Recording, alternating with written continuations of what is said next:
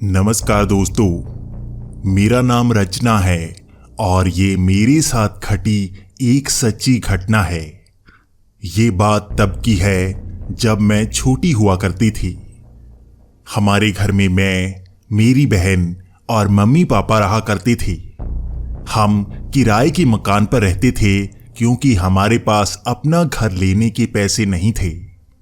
लेकिन धीरे धीरे पापा का काम बहुत ही अच्छा होने लगा था, जिस कारण पापा के पास पैसे आ गए थे।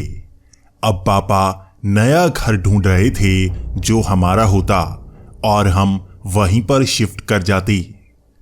ये काम लगभग 6 महीने तक चला और पापा नए नए घरों को देखते रहे और उसे नकारते रहे। पापा के पास इतने ज्यादा पैसे भी नहीं थे कि यहां पर घर ले पाते और पापा बजट वाला घर ढूंढ रहे थे। लगभग 6 महीने तक ढूंढने के बाद आखिरकार हमें अपनी पसंद का घर मिल ही गया। ये घर बहुत ही अच्छा और साफ सुथरा था, लेकिन इसकी सिर्फ एक ही परेशानी थी कि ये शहर से थोड़ा सा बाहर था। लेकिन धीरे धीरे शहर इस तरफ भी बढ़ रहा था, तो हमने सोचा था कि आने वाले 4 से 5 साल में यहां पर आसपास बहुत सारे घर होने वाले हैं। यही सोचकर हमने वो घर खरीद भी लिया। बाद में हमें पापा से पता चला कि हमें बहुत ज्यादा अच्छी डील मिल गई है, क्योंकि ये घर बहुत ज्यादा सस्ते में मिल गया है। यही कारण था कि अब हमें बहुत ज्यादा खुशी होने लगी थी, क्योंकि एक तो घर हमारे बजट का मिला था, ऊपर से वो भी बहुत सस्ता। लेकिन घर में शिफ्ट होने से लगभग 1 दिन पहले ही मेरी छोटी बहन को बहुत ही अजीब से सपने आने लगे। वो उस रात उठकर चिल्लाने लगी थी, मत जाओ, वहां मत जाओ। ये सुनकर हम थोड़े से घबरा गए थे, लेकिन मेरी बहन बहुत ही सेंसिटिव थी, इसलिए हमें लगा वो दिन के वक्त किसी चीज से डर गई होगी, इस कारण रात को वो इस तरह से चिल्ला रही है। लगभग 2 दिन बाद हमने शिफ्ट कर लिया। हम पूरा सामान लेकर उस घर में चले गए और हमें घर बहुत ज्यादा अच्छा लग रहा था, लेकिन मेरी छोटी बहन बहुत ज्यादा परेशान थी। वो यही कह रही थी कि उसने सपने में इसी घर को देखा है।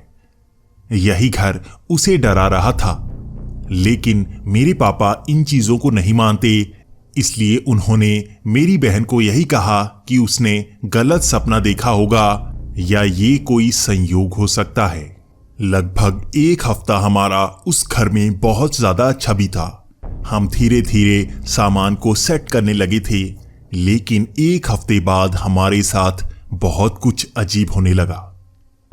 हम देखते कि हमारे कमरे के बाहर कई तरह के लाल रंग के छींटे पड़े होते। हमें यही लगता कि शायद ये खून के छींटे हैं और बाहर काले रंग के नींबू पड़े होते।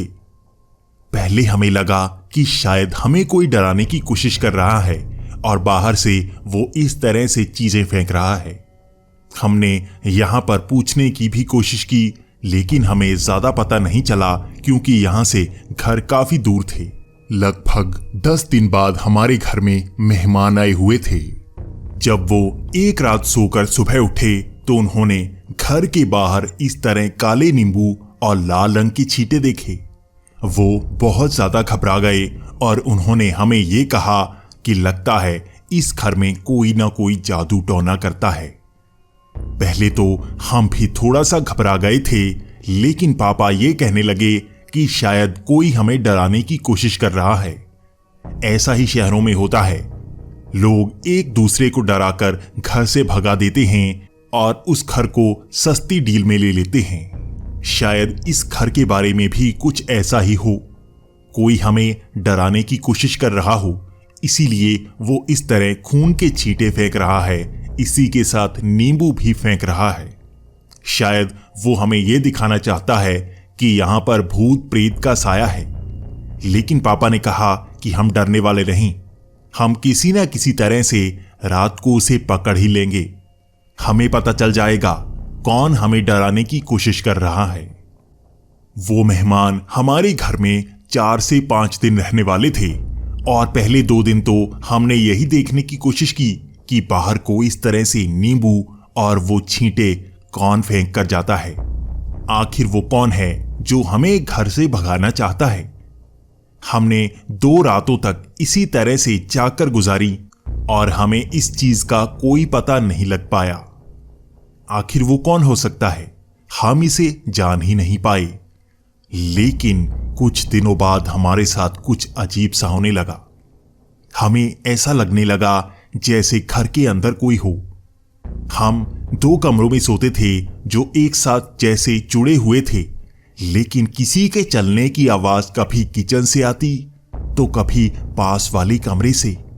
लेकिन सब तो इन्हीं कमरों में सोए हुए थे, तो आखिर वहां पर ये कौन चलता?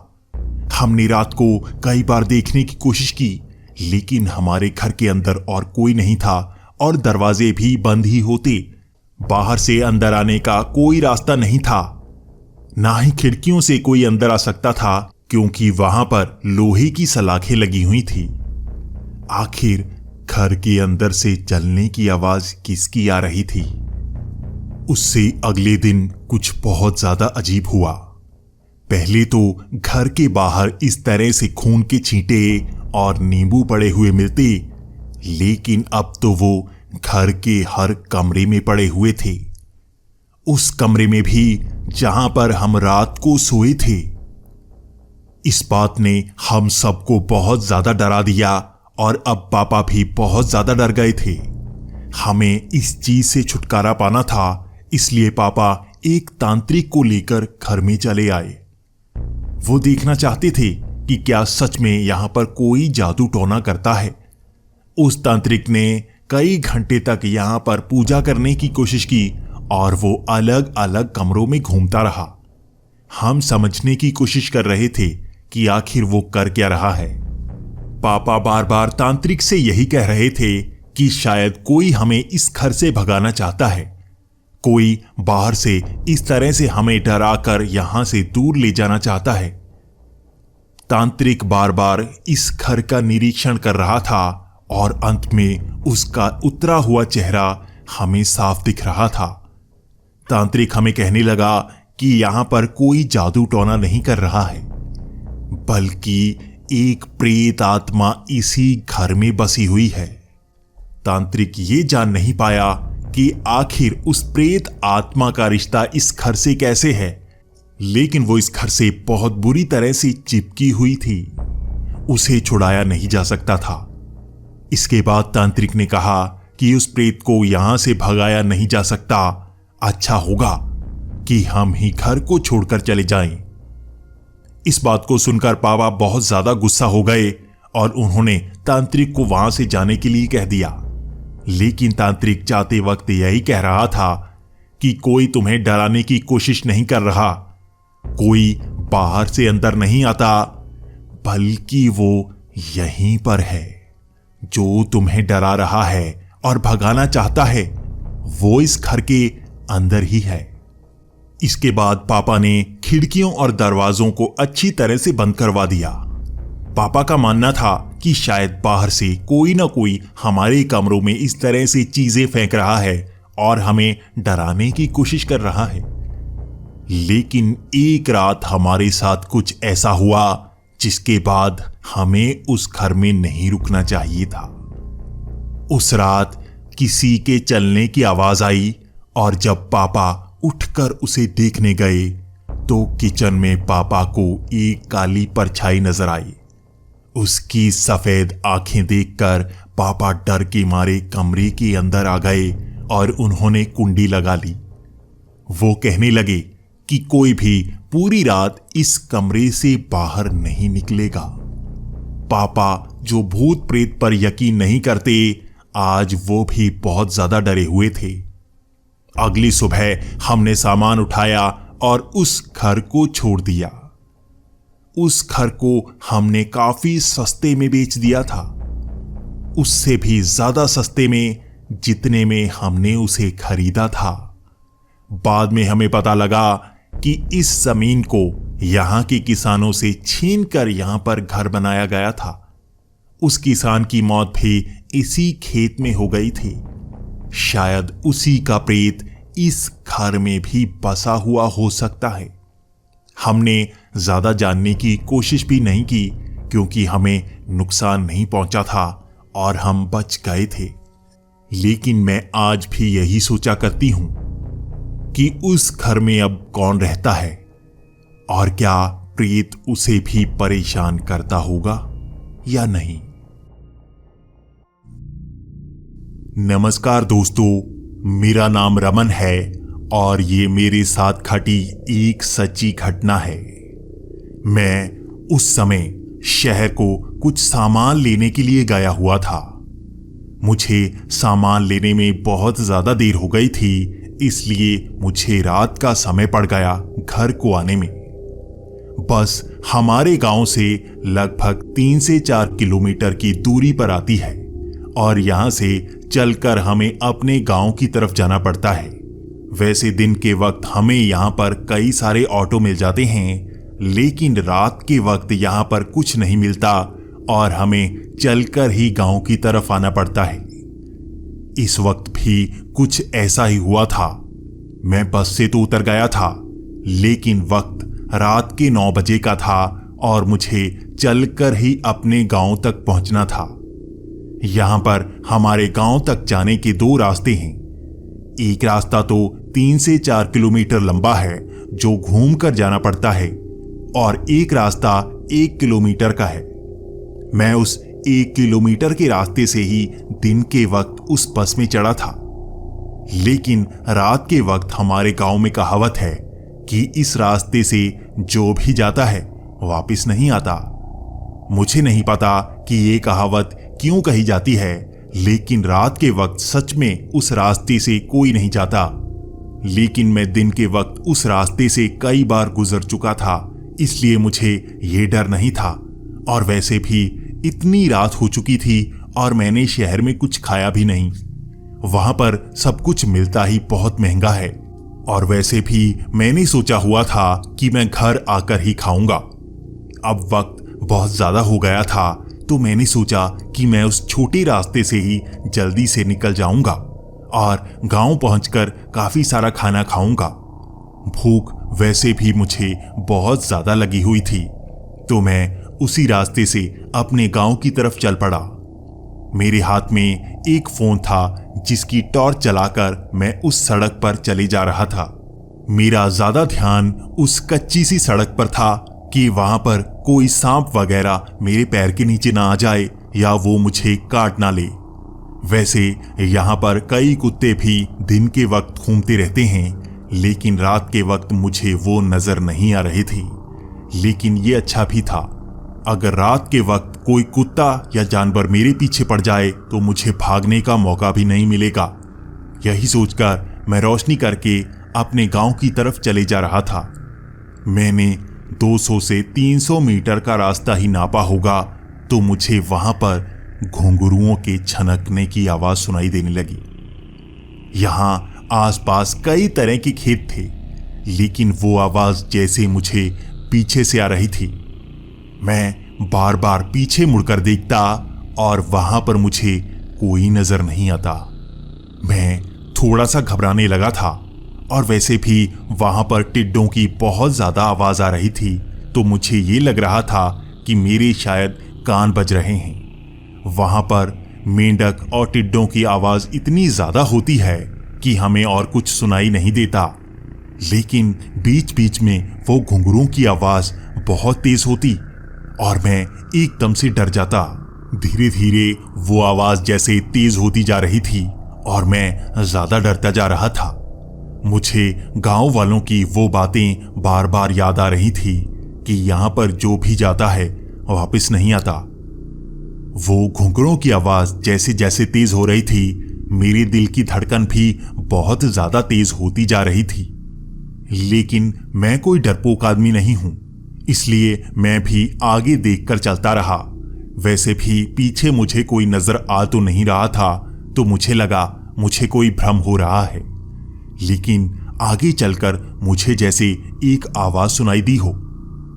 वो आवाज किसी लड़की की थी और उसने जैसे कहा हो, सुनो। मैंने पीछे मुड़ के देखा, वहां पर कोई नहीं था। अब मैं थोड़ा ज्यादा घबराने लगा था क्योंकि पहले तो मुझे सिर्फ घुंघरूओं की आवाज सुनाई दे रही थी, लेकिन अब तो मुझे लड़की की आवाज का भ्रम भी हुआ था। मैं अब तेजी से अपनी चाल चलते हुए गांव की तरफ पहुंचने ही वाला था और मुझे वहां पीछे से एक और आवाज सुनाई दी। ये आवाज भी पहले जैसी ही थी, लेकिन इस बार था कि रुको। यह आवाज काफी ऊंची थी और यह कोई भ्रम नहीं हो सकता। मैं डर रहा था। मैं पीछे देखना चाहता था, लेकिन मेरा मन घबरा रहा था। लेकिन मैंने पीछे मुड़ के देखा और मुझे वहां पर एक औरत नजर आई। उस औरत के बाल आगे को गिरे हुए थे और उसने जैसे बालों से अपने मुंह को ढक रखा हो। मैं काफी ज्यादा घबरा रहा था। वो अभी मुझसे काफी दूर थी और वो धीरे धीरे जैसे चलकर मेरे पास आ रही थी। मेरा ध्यान जैसे ही उसके पैरों की तरफ पड़ा तो मैं डर के मारे वहीं सहम गया। उसके पैर तो पीछे की तरफ थे, लेकिन वो चलकर आगे की तरफ आ रही थी। उसके कंधे आगे को गिरे हुए थे, यानी उसका शरीर तो आगे की तरफ था, लेकिन उसके पैर पीछे की तरफ। मेरे दिमाग में यही ख्याल था कि ये कोई चुड़ैल है। ये ख्याल मेरे दिमाग में आते ही मैं वहां से तेजी से भागने लगा और वो घुंघरूओं की आवाज जैसे तेज होती जा रही थी, वो भी मेरे पीछे पीछे भाग रही थी। मेरी हिम्मत नहीं हुई पीछे मुड़ के देखने की, लेकिन वो आवाज मुझे ये ज्ञान दे रही थी कि वो मेरे पीछे ही है। मैं अब चिल्लाता हुआ अपने गांव की तरफ भाग रहा था कि बचाओ बचाओ। मैं इसी तरह से भागकर गांव की तरफ काफी नजदीक पहुंचा और वहां पर मुझे 3-4 लोग नजर आए। वहां पर उन्होंने एक तरफ आग जलाई हुई थी और मैं भागकर हांफता हुआ उनके पास पहुंचा। वो भी मुझे देखकर हैरान थे। वो बार बार मुझे कह रहे थे कि तुम इस रास्ते से क्यों आए, तुम्हें घूमकर आना चाहिए था। तो मैंने उनको बताया कि मुझे वहां पर एक चुड़ैल नजर आई है। वो सब भी बहुत ज्यादा डर गए और वो मुझे कहने लगे कि निकलो यहां से। तब वो मुझे गांव ले आए और मैं एक आदमी के घर रुका। लगभग 1 घंटा हम वहीं पर बातें करते रहे और उसने मुझे पानी पिलाया और थोड़ा सा खाना भी खिलाया। उसके अगले दिन ये बात पूरे गांव में जंगल की आग की तरह फैल गई कि उस सड़क पर एक चुड़ैल घूमती है। इस तरह अब बातें बदल गई। पहले कहा जाता था कि उस सड़क पर जो भी जाता है वापस नहीं आता, और अब कहा जाने लगा कि उस सड़क पर रात को चुड़ैल घूमती है। शायद मैं उस रात बच गया था, लेकिन मैं दोबारा वो गलती कभी नहीं करूंगा। नमस्कार दोस्तों, मेरा नाम मनोज है और ये मेरे साथ घटी एक सच्ची घटना है। मैं आज अधेड़ उम्र तक पहुंच चुका हूं, लेकिन ये मेरे बचपन की कहानी है। मेरे बचपन में मेरे साथ कुछ ऐसा हुआ था जिसे मैं ना किसी को बता पाता हूं और ना ही कोई समझ पाता है। इस कहानी को मैं इस चैनल के द्वारा आप तक पहुंचाना चाहता हूं और ये मैं आप पर छोड़ता हूं कि इसे आप सच मानते हैं या नहीं। ये बात तब की होगी जब मैं 6ठी या 7वीं क्लास में पढ़ा करता था। तब मेरे दादाजी की सेहत काफी खराब रहने लगी थी और वो ज्यादातर अपने बिस्तर पर पड़े रहते थे। हमारे गांव में दादाजी की बहुत बनी हुई थी और हर कोई दादाजी से मिलने आ रहा था। दादाजी को इस तरह से बीमार देखकर हर कोई हैरान था। दादाजी आर्मी में रह चुके थे और उनकी पहुंच बहुत आगे तक थी। गांव में तो उनकी पहचान बहुत थी और सब लोग उनसे प्यार करते थे। गांव में जब भी किसी का झगड़ा होता तो मेरे दादाजी वहां पर पहुंचकर उसे सुलझाते। इसी के साथ शहर में कई मंत्रियों तक को मेरे दादाजी जानते थे। अब हर कोई दादाजी से मिलने घर पर आ रहा था और घर पर आम तौर पर लोगों का तांता लगा ही रहता। दादाजी की सेहत भी धीरे धीरे खराब होती जा रही थी और हर कोई यही कह रहा था कि दादाजी को अब कसरत करनी चाहिए, लेकिन दादाजी बहुत ही ज्यादा बीमार रहने लगे थे और वो बार बार कहते, शायद हो सकता है मेरे जाने का समय आ गया। दादाजी हर किसी को यही कहते हुए मिलते और हर कोई इस बात को हंसी में उड़ा देता। घर में रात तक कोई ना कोई आया ही रहता और दादाजी से वो मिलने घर पर ही रहता। कभी कभी कोई लोग तो घर पर सोकर भी जाते। इसी तरह रोज का काम हो गया था। लेकिन एक आदमी जो मेरी नजर में हमेशा खटकता रहता, वो एक काले रंग के कुर्ते में होता और उसने अपना सर भी ढका हुआ होता। वो ज्यादातर दादाजी के पास ही रहता और वो किसी से बात नहीं करता। मैंने कभी उसका चेहरा नहीं देखा था और वो दादाजी के पास ही रहता। मैं दूर से दादाजी को इशारा करके कहता कि ये कौन है, और दादाजी हंसी में बात को उड़ा देते और कहते, चलो पानी लेकर आओ। जब भी मैं पानी लेकर वापस कमरे में जाता तो वो आदमी वहां नहीं होता। कभी कभी वो मुझे गली में मिलता और दरवाजे के पास खड़ा हुआ दिखता, लेकिन जब भी मैं उसके पास जाने की कोशिश करता वो आगे को निकल जाता। कभी कभी मैं उसका पीछा करता और वो गली में एकदम से गायब हो जाता। मैं यही सोचा करता था कि ये दादाजी का शायद कोई पुराना दोस्त होगा, लेकिन मैं पिताजी से काफी ज्यादा डरता था, इसलिए पिताजी को ये बात पूछ नहीं सकता था। लेकिन मेरा प्यार दादाजी से बहुत ज्यादा था, तो मैं दादाजी से बार बार पूछता रहता, आखिर वो काले कुर्ते वाला कौन है? और दादाजी यही कहते कि तुम्हें भी पता चल जाएगा, लेकिन अभी मत पूछो, मेरी सेहत ठीक नहीं है, मुझे परेशान मत करो। मैं जब भी दादाजी से उसकी बात करता तो दादाजी इसी तरह का घुमा फिरा कर जवाब देते, लेकिन कभी भी वो मुझे पता नहीं करने देते कि आखिर वो कौन है। अब धीरे धीरे दादाजी की सेहत बहुत ज्यादा खराब होने लगी थी और वो बिस्तर पर उल्टियां करने लगे थे। सब लोग उनके पास आकर आंखें भारी कर लेते और सबको शायद यही लग रहा था कि दादाजी की सेहत बहुत ज्यादा खराब हो गई है और शायद उनके कम ही दिन बचे हैं। लेकिन मैं यही देखता कि वो काले कुर्ते वाला अब दादाजी के पास ही बैठा रहता। पहले तो मेरी हिम्मत नहीं थी कि उससे पूछ सकूं कि वो कौन है, लेकिन एक बार मैं उसके पास जाकर उसे बुलाने की कोशिश कर रहा था, लेकिन दादाजी तब बहुत ही गुस्से में आ गए और वो मुझे कहने लगे कि चले जाओ कमरे से बाहर। दादाजी की इस बात को सुनकर मैं भी हैरान था। पहली बार मैंने खुद पर दादाजी को गुस्से देखा था। इससे पहले चाहे मुझसे कुछ भी टूट जाए, चाहे कितनी भी बड़ी गलती हो जाए, दादाजी मुझ पर कभी गुस्सा नहीं करते थे। लेकिन आज पहली बार था दादाजी इस तरह से गुस्सा थे।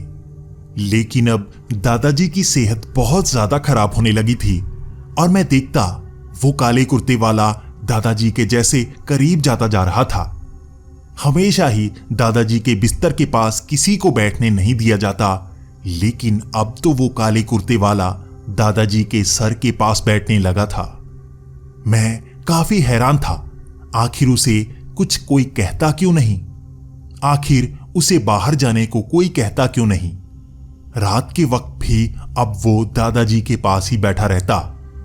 पहले तो मैं अपने पिताजी से डर रहा था कि उनसे कैसे बात करूंगा, लेकिन अब मेरा डर कम हो गया था और मैं एक दिन पिताजी से पूछने ही लगा, आखिर वो काले कुर्ते वाला कमरे में क्यों बैठा रहता है? पिताजी का जवाब बहुत ही अजीब था। उन्होंने कहा कि काले कुर्ते वाला हमारे घर कोई आया ही नहीं। आखिर तुम किसकी बात कर रहे हो? तो मैं अपने पिताजी को खींचकर कमरे में ले गया और उन्हें कहा कि वो यहां बैठा रहता है। वो कौन है? तब मेरे दादाजी बहुत ज्यादा गुस्सा होने लगे। उन्होंने कहा कि इसकी बातों पर यकीन मत करो, ये मुझे बहुत ज्यादा परेशान करने लगा है। इसे अब मेरे कमरे में आने मत देना। दादाजी को इस तरह से गुस्सा देखकर पिताजी भी मुझ पर गुस्सा कर रहे थे और वो मुझे बाहर ले आए। लेकिन मैं बाहर आकर भी पिताजी को यही कह रहा था, सच में पिताजी, उनके पलंग के पास ही कोई काले कुर्ते वाला बैठा रहता है। आखिर वो कौन है? बाहर आकर पिताजी का भी गुस्सा जैसे ठंडा हो गया था। वो भी मुझसे पूछ रहे थे, आखिर वो कैसा दिखता है? तो मैंने पिताजी से कहा, उसने अपना मुंह ढका होता है, मुझे नहीं पता वो कैसा दिखता है, लेकिन उसके कपड़े काले होते हैं और उससे बहुत ही दुर्गंध आती है। ये दुर्गंध पसीने की नहीं है, लेकिन बड़ा ही अजीब सा एहसास होता है। इसके बाद पिताजी ने मुझे गले से लगा लिया और वो मुझे कहने लगे कि दोबारा उस कमरे में मत जाना। इसके 1 हफ्ते बाद दादाजी की मौत हो गई और मैंने उस काले कुर्ते वाले को कभी अपने घर में नहीं देखा। आज मैं अधेड़ उम्र तक पहुंच चुका हूं, लेकिन वैसे काले कुर्ते वाले को मैंने दोबारा कभी नहीं देखा। मैं सबसे इस बात को शेयर करता हूं, लेकिन हर कोई मुझ पर हंसता है। मुझे आज तक इसका जवाब नहीं मिला। आखिर वो काले कुर्ते वाला कौन था? क्या वो कोई भूत प्रेत था जो दादाजी को चिपक गया था, या वो कोई मृत्यु दूत थे जो दादाजी को आखिरी समय पर लेने आए थे? लेकिन हैरानी की बात तो ये, आखिर उस समय वो मुझे नजर क्यों आ रहे थे? और क्या सबके साथ ऐसा ही होता है? क्या आप मुझे अपना जवाब दे सकते हैं? हेलो दोस्तों, मेरा नाम सतविंदर है और ये मेरे साथ घटी एक सच्ची घटना है। ये कई साल पहले की बात है। तब मैंने अपने गांव के पास ही एक छोटा सा खेत लिया था। वैसे मेरे पास कई एकड़ की जमीन है, लेकिन मैं थोड़ी और जमीन खरीदने का शौक रखता हूं। मैं हर बार पैसे इकट्ठे करके नई जमीन खरीदने की कोशिश करता ही रहता हूं। मेरा मानना है, मैं जितनी ज्यादा जमीन खरीद सकूं, मैं उतनी ज्यादा फसल लगा पाऊंगा। यही कारण होता है कि मैं कम खर्च करता हूं और ज्यादा पैसे जोड़ता हूं, और इसी पैसे का इस्तेमाल करके मैं सही रेट पर जमीन ले लेता हूं। यही हुआ था कुछ साल पहले भी। मैंने अपने गांव के पास ही 5 कनाल की जमीन ली थी। ये जमीन बहुत ही अच्छी थी, लेकिन मुझे बहुत ही सस्ते में मिल गई थी। मैं इस तरफ कम ही जाता हूं और मुझे इस तरफ का ज्यादा पता नहीं था, लेकिन मैं भी सोच रहा था कि मुझे ये जमीन इतने सस्ते में कैसे मिल गई। मैंने सोचा था कि यहां पर मैं फसल लगाऊंगा और यहां पर पानी का इंतजाम भी था, लेकिन यहां आसपास बहुत ही झाड़ियां थी और आसपास के खेतों पर कोई भी फसल नहीं उगा रहा था। मुझे इसका कारण ज्यादा पता नहीं था, लेकिन मैंने जानने की कोशिश भी नहीं की। जैसे ही सीजन शुरू हुआ तो मैंने फसल लगाने की सोची और यहां पर पानी अच्छे से बिछा दिया। उसके बाद मैंने यहां पर जमीन को उपजाऊ बना लिया था और अब मुझे यहां पर फसल लगानी थी। फसल लगाने के बाद मुझे इसकी रखवाली करनी थी और मुझे कई बार रात को यहीं पर जागना पड़ता था। रात को पानी लगाना होता है, इसी कारण मुझे कई बार खेतों में ही सोना पड़ जाता था। लेकिन इस बार कुछ अलग हो रहा था। मैंने इस जमीन पर जितनी ज्यादा खुदाई करने की कोशिश की, यहां पर मेरी सेहत उतनी ही ज्यादा बिगड़ती जा रही थी। मैं जैसे जैसे इस खेत को जोतता था, मेरी सेहत उतनी ज्यादा बिगड़ती जाती। पहले तो मैं सोच रहा था कि हो सकता है कि कीटनाशक इस जमीन पर बहुत ज्यादा बिछ गए हों, जो मुझे चढ़ते हों और मेरी सेहत इसी कारण खराब होती हो। लेकिन अब कुछ बहुत ज्यादा अजीब हो रहा था। हमारे घर में सिर्फ मैं ही बीमार नहीं पड़ रहा था, बल्कि मेरी बीवी और 2 बच्चे भी बहुत ज्यादा बीमार हो चुके थे। पहले तो मुझे लगा कि हो सकता है मुझे कोई बीमारी लगी हो जो घर तक पहुंच गई हो, और मैं ज्यादातर खेत से घर को आता और नहाकर ही अपने कमरे में जाता और उससे पहले मैं किसी से नहीं मिलता। लेकिन सबकी सेहत खराब होती ही जा रही थी। यही कारण था कि मैं घर में सबको लेकर हॉस्पिटल पहुंच गया और वहां पर हमने कई तरह के टेस्ट करवाए, लेकिन डॉक्टर को पता नहीं लग पा रहा था कि हमें हुआ क्या है। हमारी सेहत काफी ज्यादा बिगड़ रही थी, लेकिन इसका कारण क्या था ये किसी को नहीं पता था। यही कारण था कि लगभग 7 दिन तक हॉस्पिटल में रहने के बाद हमारी सेहत पर कोई फर्क नहीं पड़ा था और वो वैसी की वैसी खराब ही थी। इसके बाद हम घर आ गए, लेकिन आस पड़ोस के लोग यही कह रहे थे कि तुम पर किसी तरह का भूत प्रेत का साया हो सकता है। लेकिन मैं इन बातों पर यकीन नहीं करता।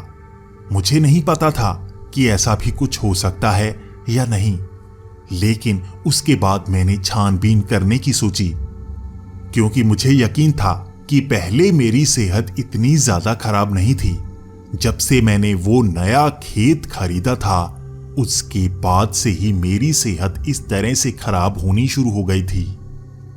तो मैंने उस खेत के आसपास के लोगों से पूछना शुरू कर दिया, आखिर वहां पर क्या हुआ है और उसी खेत को छोड़कर आसपास के खेत को कोई क्यों नहीं जोतता। वहां पर इस तरह से झाड़ियां क्यों लगी हुई हैं। और मैं सबको यही बता रहा था कि मेरी सेहत बहुत ज्यादा बिगड़ रही है। लेकिन वहां पर लोगों को बताने के बाद मुझे सच्चाई का पता लगना शुरू हो गया।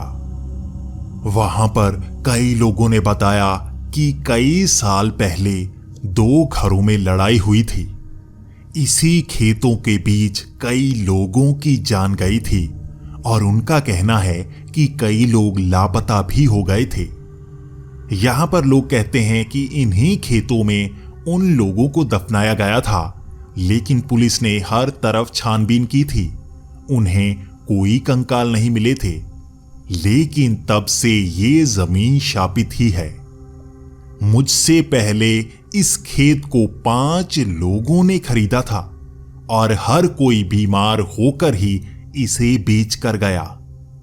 कोई भी ये पता नहीं कर पाया कि यहां पर ऐसा क्यों होता है।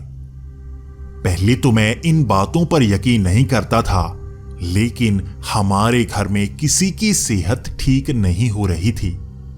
लेकिन अब मेरे पास बहुत ज्यादा पैसे थे और मैं इस जमीन को बेच भी नहीं सकता था। मैंने बहुत कोशिश की, लेकिन कोई खरीदार नहीं मिल रहा था, तो मैंने इस जमीन को दान कर दिया। मैंने यहां पर बड़ा सा बरगद का पेड़ लगवाया और इसे गांव वालों के इस्तेमाल के लिए छोड़ दिया। यहीं पर मैंने छोटा सा एक पूजा स्थान भी बनाया ताकि यहां पर किसी के साथ बुरा ना हो।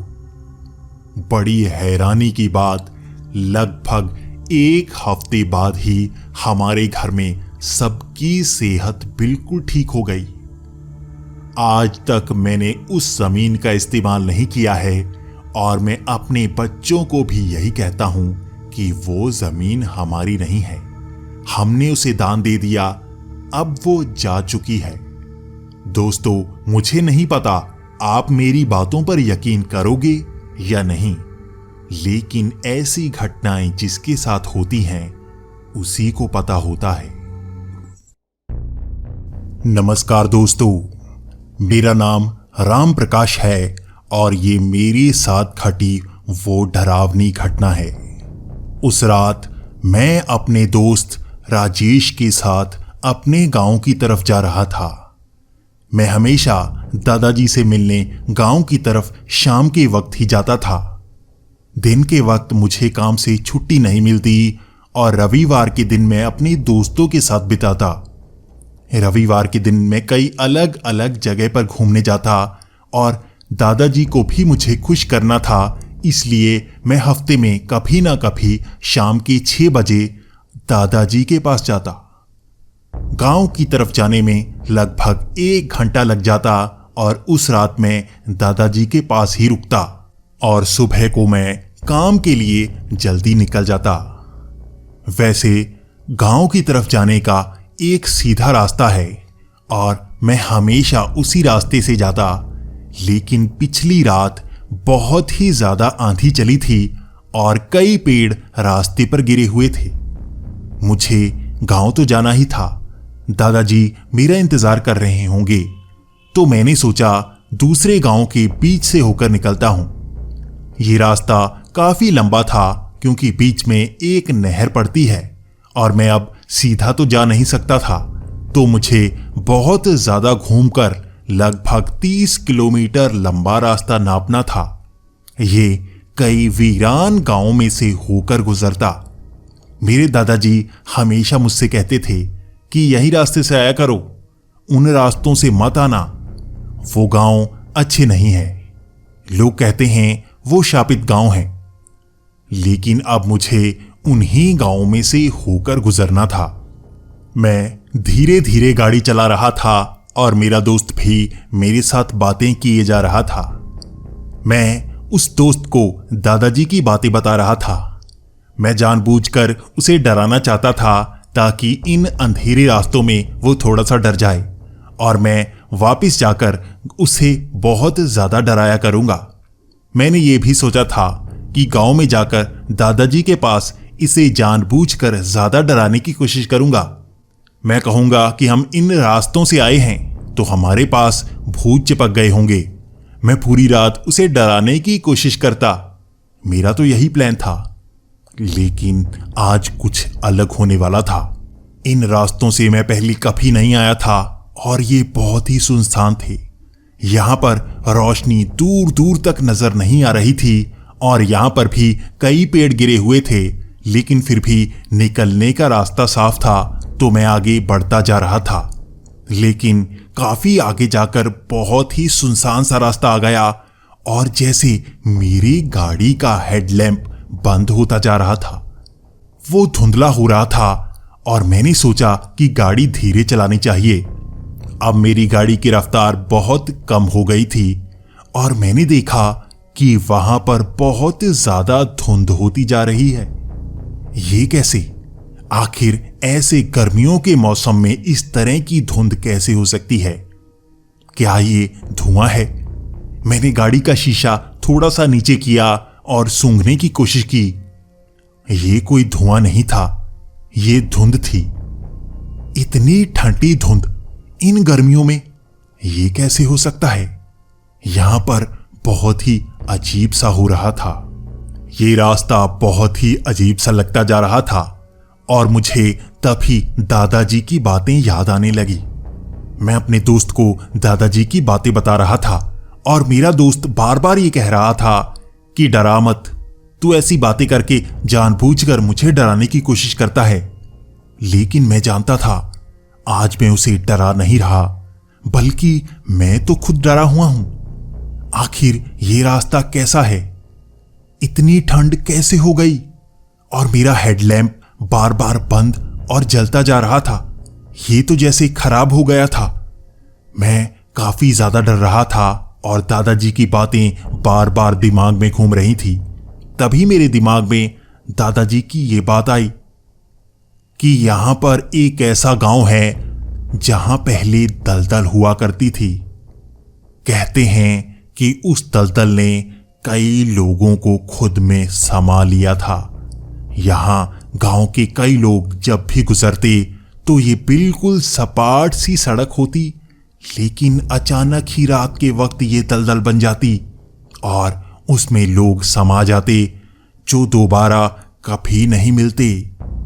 ये बातें सुनकर मैं खुद डर रहा था और मेरा दोस्त भी बहुत ज्यादा डरता जा रहा था। तभी आगे जाकर हेडलैम्प पूरी तरह से बंद हो गया। ये पूरी तरह से बंद हो गया था और मुझे आगे कुछ नजर नहीं आ रहा था।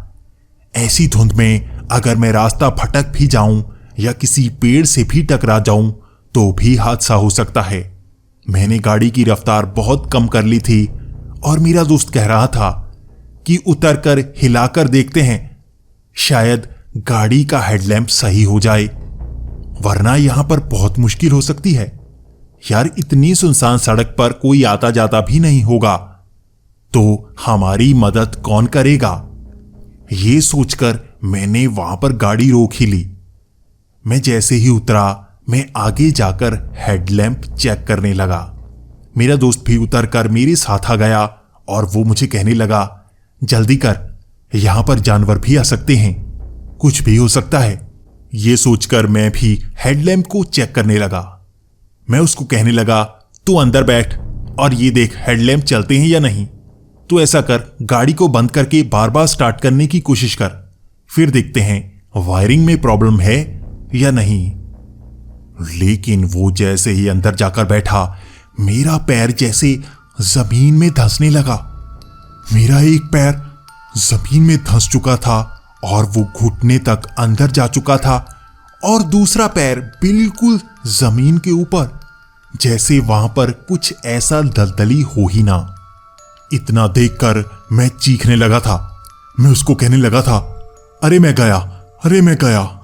ये सोचकर वो भी बाहर आ गया और उसने जैसे ही मुझे देखा तो मेरा दूसरा पैर भी जैसे जमीन में धंसने लगा। वो भी चीख रहा था। उसने मेरा हाथ पकड़ा और मुझे बाहर खींचने की कोशिश की, और तभी मुझे वहां पर हजारों लोगों की चीखने की आवाजें सुनाई देने लगी। वो जैसे जमीन में धंस रहे हों। चारों तरफ जमीन से निकलते हाथ नजर आ रहे थे। हम डर के मारे सहम चुके थे। मेरे दोस्त ने बड़े ही जोर से मुझे बाहर खींच लिया था। मैं जैसे जमीन के बाहर आ गया था।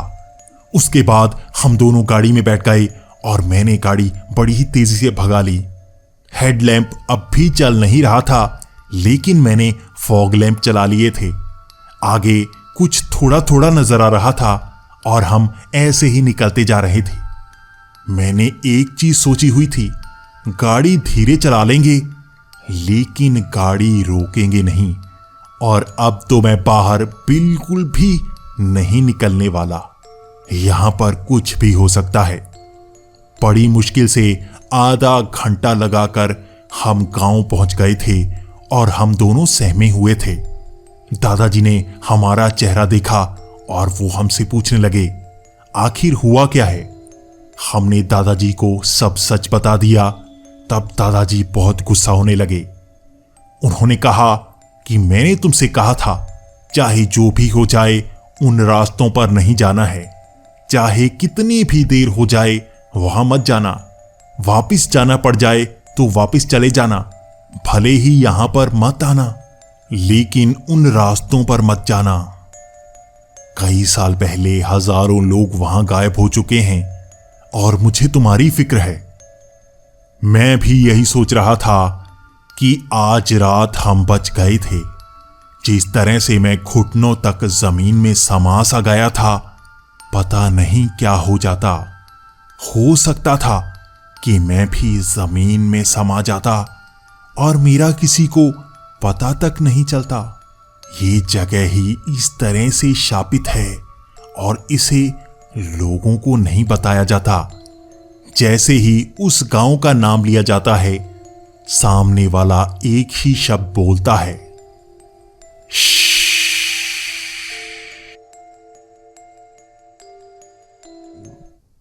नमस्कार दोस्तों, मेरा नाम निशांत है और ये घटना मेरे दादाजी के साथ घटी थी। दादाजी हमें इस घटना के बारे में बताया करते थे। मेरे दादाजी यूपी के एक बहुत बड़े ठेकेदार थे। वो घरों को बनाया करते थे और उनके साथ कई लोग काम किया करते थे।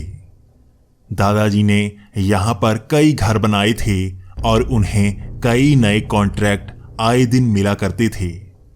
और इसी तरह दादाजी को एक बार एक गांव के पास ही घर का कॉन्ट्रैक्ट मिला था।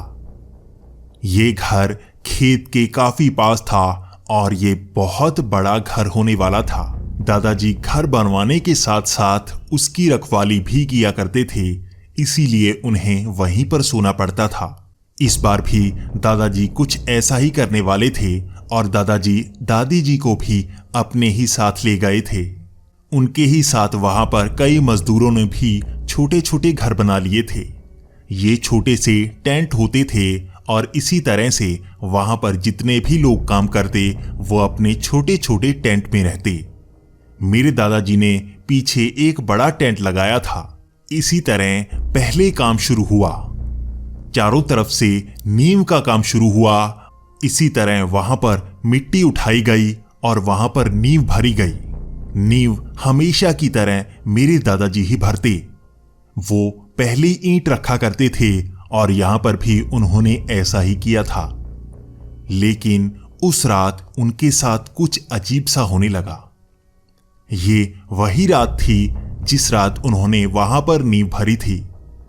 दादाजी रात को सोए हुए थे और सपने में उन्हें एक बहुत ही डरावना सा जानवर नजर आया।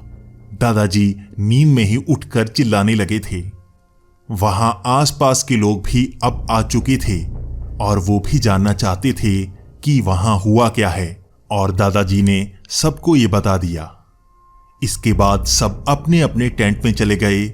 लेकिन दादाजी बहुत ज्यादा हैरान थे।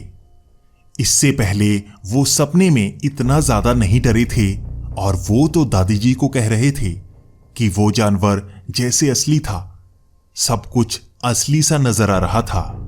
इसके बाद दादाजी की सेहत धीरे धीरे बहुत ज्यादा बिगड़ने लगी थी। जैसे जैसे वहां पर घर का काम आगे बढ़ता जा रहा था, दादाजी की सेहत बहुत ज्यादा खराब होती जा रही थी। दादी को भी समझ नहीं आ रहा था कि दादाजी की सेहत इतनी ज्यादा खराब कैसे होती जा रही है। ज्यादातर दादाजी का शरीर दुखा करता और वो लेटे ही रहते। इसी तरह उनकी सेहत इतनी ज्यादा खराब होने लगी थी कि वो वहीं पर एक चारपाई पर लेटे रहते और कराहते रहते। वो यही कहते कि उनकी पीठ बहुत ज्यादा दुखती रहती है। वहां पर काम करने वाले कई मजदूर ये भी कह चुके थे कि किसी ने उन पर काला जादू किया है, लेकिन दादाजी इस बात पर यकीन नहीं करते थे। लेकिन वहां पास के गांव के लोग भी एक बार घर को देखने आए और वो भी कहने लगे कि आप इस घर को कैसे बना रहे हैं, क्या आपके साथ कुछ हुआ नहीं? ये बात सुनकर दादाजी बहुत ज्यादा चौंक चुके थे और दादाजी ने भी उनसे पूछताछ शुरू कर दी। तब उन लोगों ने बताया कि ये जमीन बहुत ही पुरानी है और यहां पर पहले कब्रिस्तान हुआ करता था। इस पर यहां के बहुत बड़े गुंडे ने कब्जा कर लिया और अब वही यहां पर घर बनाने की कोशिश कर रहा है। इस बात को उसने सबसे छिपाया है और आपको भी इसीलिए गांव आने से मना किया होगा। दादाजी भी समझ चुके थे कि यहां पर क्या हुआ है। उन्होंने भी यही सोचा कि क्यों शुरू में वो मकान मालिक उसे गांव में जाने से रोक रहा था। तब वहां पर एक मजदूर एक बाबा को जानता था और उसने कहा कि वो दादाजी के साथ जाकर उनका छुटकारा करवा देगा और वो घर बना पाएंगे। वो बहुत ही शक्तिशाली बाबा है। दादाजी भी उस मजदूर के साथ उस बाबा के पास चले गए। उस बाबा ने दादाजी के सर पर कई बार हाथ घुमाया और उसके हाथ में एक काले रंग की राख आ गई। ये देखकर वो बाबा बहुत ज्यादा डर गया था। उस बाबा ने दादाजी से यही कहा कि इस काले जादू से छुटकारा नहीं पाया जा सकता। वो कुछ समय के लिए निवारण तो कर सकता है, लेकिन अगर वो इस घर के आसपास रहे तो उनकी जान जाना तय है। इसके बाद दादाजी ने कहा कि वो निवारण कर दे। घर तो उन्हें बनाना ही है क्योंकि उन्हें यहां पर बहुत सारा पैसा मिलने वाला है। वहां पर निवारण करवाकर दादाजी वहीं वापस आ गए। अब दीवारें बहुत ऊपर तक चली गई थी और ऊपर छत पड़ने वाली थी, लेकिन धीरे धीरे अब दादाजी की सेहत फिर से खराब होने लगी। लेकिन अब दादाजी की सेहत पहले से ज्यादा खराब थी। दादाजी को खून की उल्टियां आने लगी। तब दादी बहुत ज्यादा गुस्सा होने लगी। वो कहने लगी कि उन्हें ये घर छोड़ना ही होगा।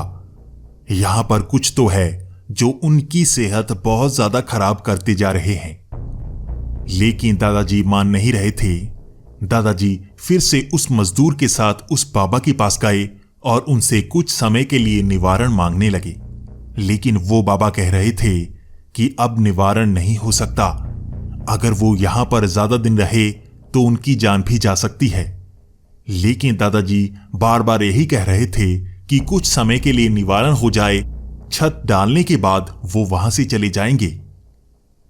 बाबा बार बार मना कर रहे थे, लेकिन दादाजी ने वहां पर निवारण करवाया और वो वापस आ गए। इसके 2 दिन बाद दादाजी को खून की उल्टियां हुईं और वो वहीं पर दम तोड़ गए। आज भी दादी जी इस बात को सुनकर बहुत ज्यादा उदास हो जाती हैं।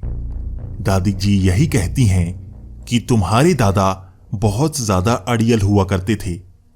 अगर उस बार वो बात मान लेते तो उनकी जान नहीं जाती। उस समय मेरे पिताजी 10 साल के थे और मेरे बुआ जी 15 साल की थीं।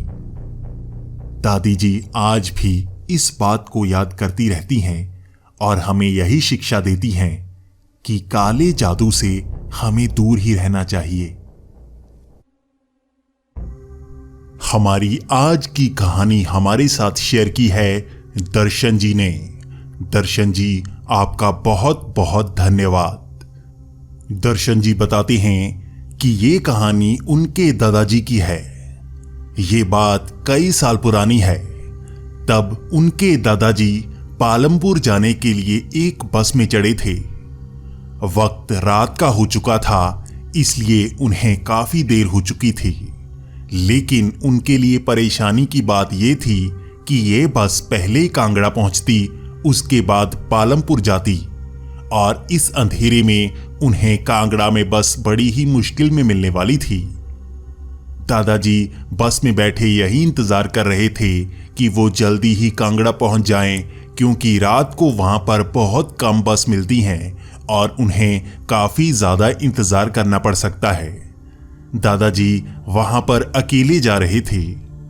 बस में सिर्फ 4-5 लोग और थे और दादाजी बार बार कंडक्टर को यही कह रहे थे कि अगर वो वहां पर पहुंच जाएं तो उन्हें बता देना, क्योंकि वो कांगड़ा बहुत ज्यादा बार नहीं आए थे, इसलिए उन्हें कभी कभी गलत फहमी हो ही जाती थी। कंडक्टर भी बार बार यही कह रहा था कि वो उन्हें जल्दी ही वहां पर पहुंचाने वाला है। लेकिन उस कंडक्टर ने उन्हें एक बात गलत बताई थी।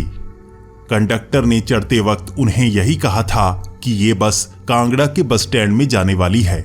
लेकिन जब ये बस कांगड़ा पहुंची तो उसने कहा कि कांगड़ा वाले यहीं पर उतर जाएं। ये कांगड़ा से थोड़ा सा बाहर था और यहाँ पर अलग अलग जगह पर जाने के लिए रोड चारों तरफ बनी हुई थी। दादाजी कंडक्टर से कह रहे थे कि उन्हें तो बस स्टैंड जाना है, तो उस कंडक्टर ने कहा कि ये बस कांगड़ा नहीं जाएगी, यहीं से आगे जाने वाली है। पालमपुर जाने वाले यहीं उतर जाएं, यहां से रात को बस मिल जाएगी। अब दादाजी और कुछ नहीं कर सकते थे, इसलिए वो वहीं पर उतर गए और पालमपुर वाली बस का इंतजार करने लगे। रात का वक्त हो चुका था और यहाँ पर काफी अंधेरा था। यहाँ पर ज्यादा लाइट का सोर्स भी नहीं था, इसलिए दादाजी थोड़ा सा परेशान हो रहे थे। लेकिन दादाजी की नजर सामने वाली एक दुकान पर पड़ी। ये एक बहुत ही पुरानी सी दुकान थी जो लकड़ियों के फट्टे से बनी हुई थी। दादाजी सोचने लगे कि वो वहां पर जाकर उनसे पूछेंगे कि रात की बस कब आएगी और वहीं पर बैठकर वो चाय वाय भी पी लेंगे। तब दादाजी रोड क्रॉस करके उस दुकान पर पहुंच गए। जब दादाजी वहां पर पहुंचे तो उस दुकान में एक औरत बैठी हुई थी। उस औरत की साड़ी जैसे जली हुई थी और वो काफी काली हो चुकी थी। दादाजी ने पहले उस औरत से पूछा कि यहां पर बस कितने बजे आएगी, तो उस औरत ने बताया कि अगले 2 घंटे में एक बार बस आ ही जाएगी। तब दादाजी को थोड़ी राहत मिली और उन्होंने उस औरत से पूछा कि तुम्हारी साड़ी इस तरह से जली क्यों हुई है।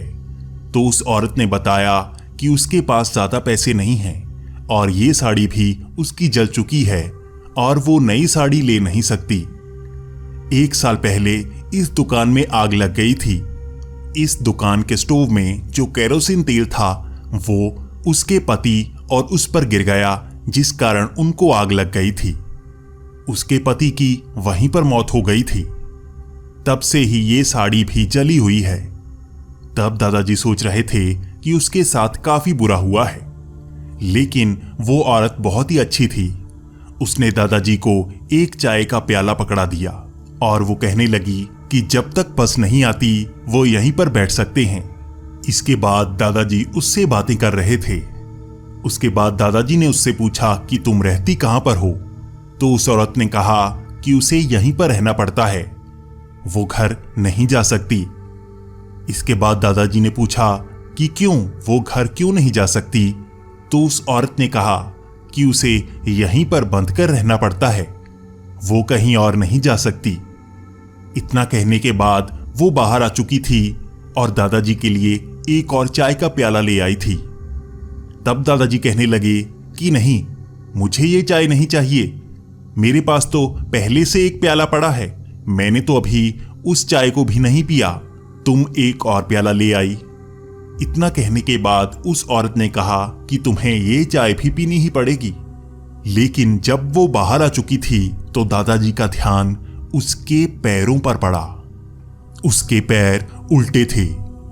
ये देखकर दादाजी बहुत ज्यादा डर चुके थे और वो वहां से भागने की कोशिश करने लगे, लेकिन वो औरत जैसे उनके पीछे आ गई थी। इतने में दादाजी बेहोश हो गए और उसके बाद जब दादाजी को होश आया तो वो हॉस्पिटल में थे।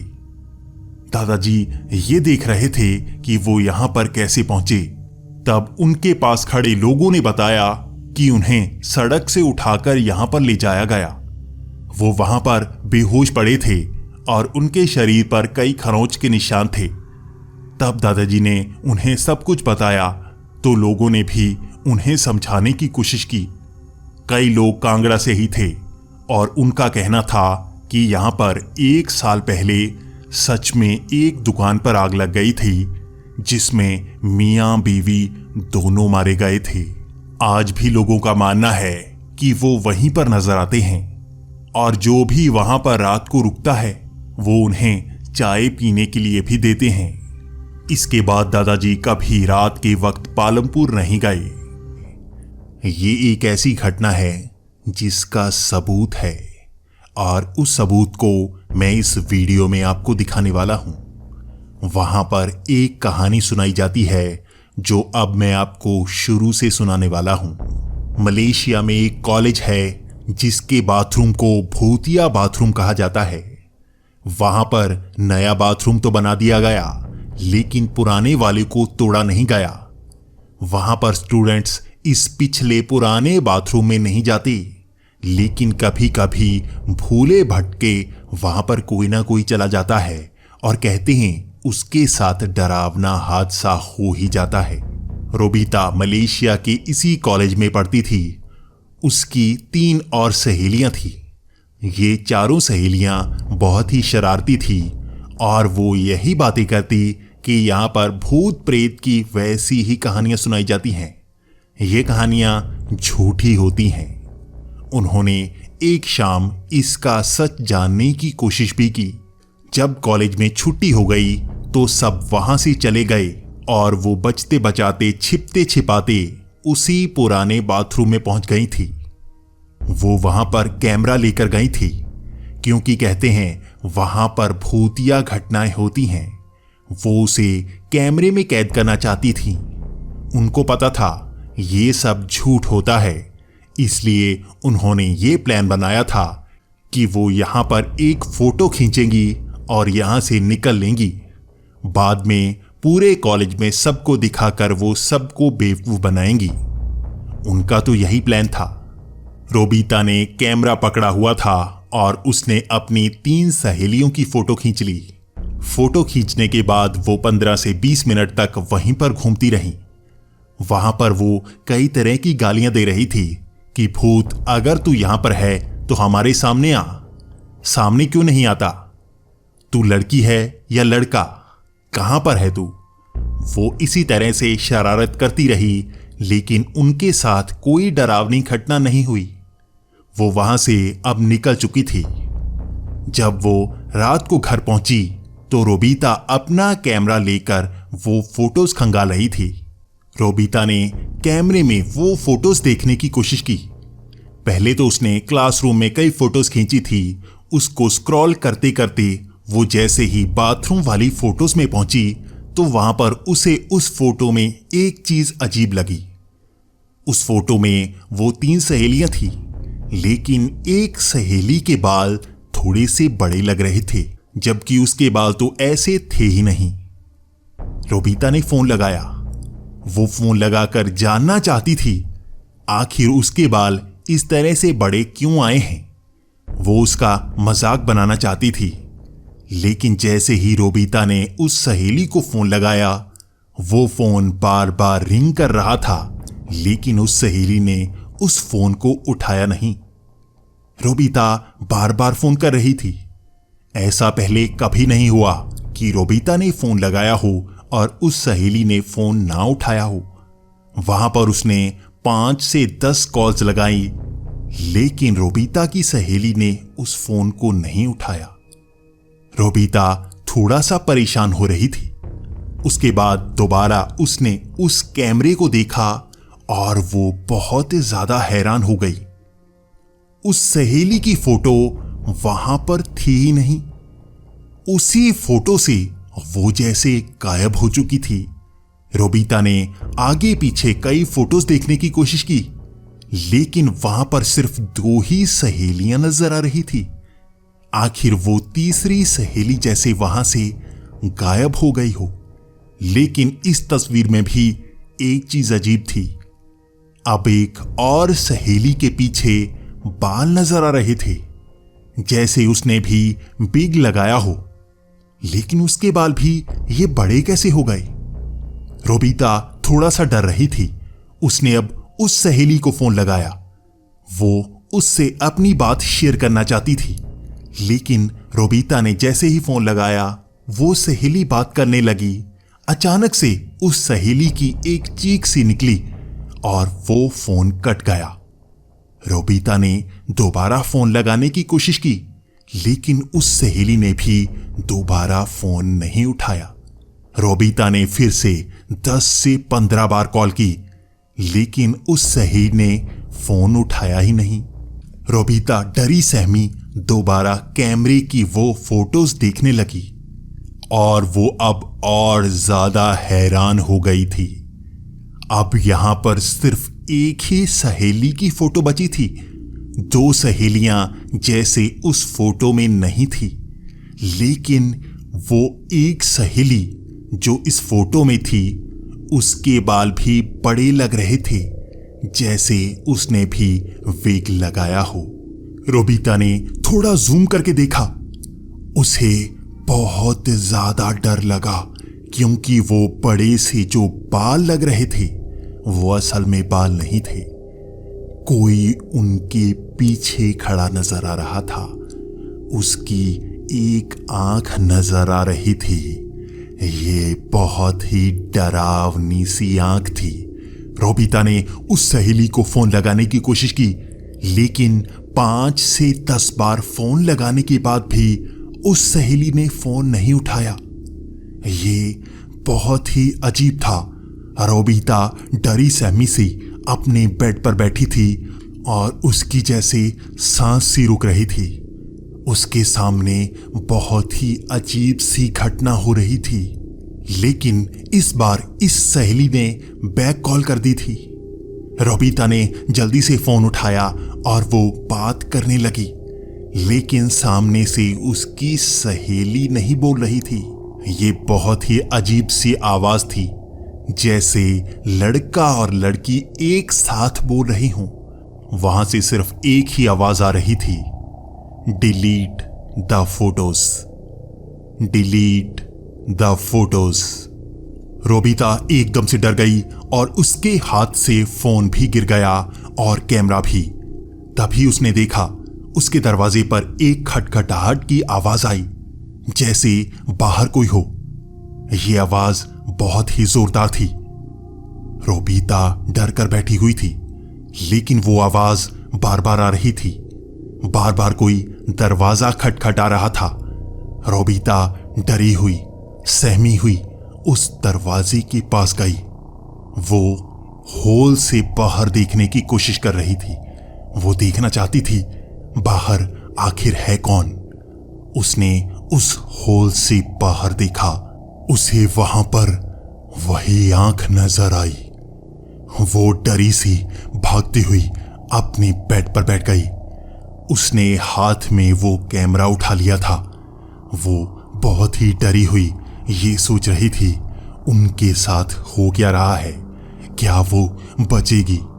उसका दिमाग ख्यालों से भरता जा रहा था और डर उसकी रीढ़ की हड्डी से जैसे पास से गुजर रहा था।